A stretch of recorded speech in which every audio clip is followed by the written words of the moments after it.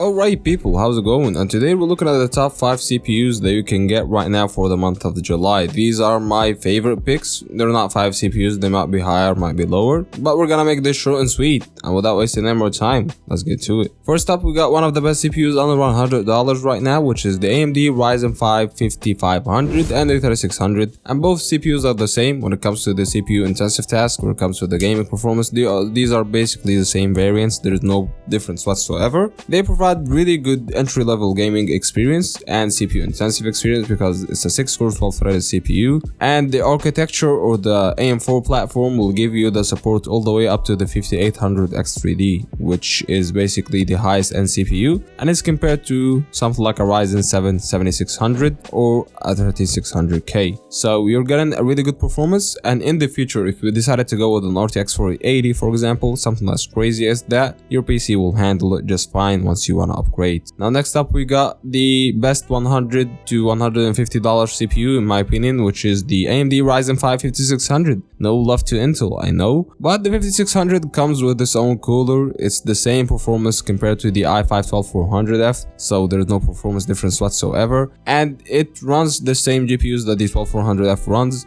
even though there is a bigger upgrade path in the 12400F territory, but you will not really need it for gaming. The 5800X3D really gets the job done, and there isn't that big difference, or maybe there is that big difference, but you're not gonna go with a 3900K 3 to 4 years after going with a 12400F. This is the point. So yeah, going next to something like the sub $200 CPUs, and I really love that there is a competition there between the Ryzen 5 7600 and the 13400F. Now don't get me wrong, the 13400F has a limitation. You will not go over something like an RTX 3080 or an RX 6900 XT. I really know that, but there are some games like Warzone where it makes sense to me to go for a 13400F over the 7600, because the 13400F could really pull up 144 FPS all day on this game, and this is something that would make me solely go for this CPU. I'm that crazy, but you're not crazy, so you'd go with the Ryzen 5 7600. With the 7600 you could go all the way up to RTX 4070 Ti without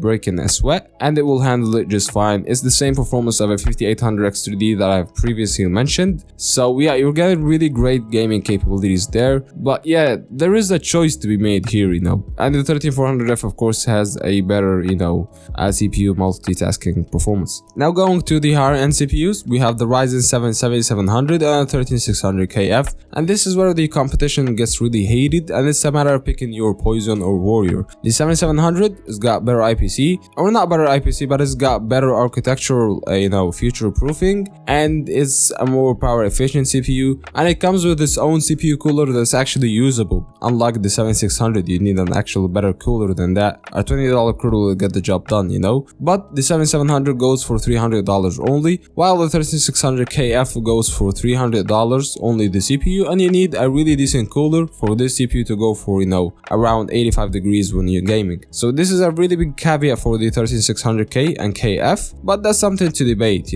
because you're getting really good performance for gaming, you're getting really good multitasking performance, and you can cheap out by going with DDR4, and DDR4 is actually, you're not getting that far behind when it comes to gaming. So yeah, this is a matter of picking your warrior. I have no problem going with any of the two CPUs, and I wouldn't blame you if you went with one CPU over the other. Now what I would blame you if you decided to go higher and you go with the Ryzen 7800X3D. This is the absolute fastest CPU for gaming right now. It's an 8-core 16-threaded CPU that's got Vcache, and this is everything you'd need for gaming. This CPU will hold you fine for the next 2 to 3 years, and I just love it. It's a pretty power efficient CPU. It's 120 watt rated, I believe, something like that, and it works like a charm on a board that's for $125. So yeah, you can make the fastest PC for around, I believe, $2,000. You can pair RTX 4090 7800X3D system for around $2,500, and you're not having any differences here and there between a 13900K system. Maybe you can even get better performance. So yeah, that's been it. If you like the video, press on that like button. For a similar with that, subscribe, and I'll see you in the next one. Peace.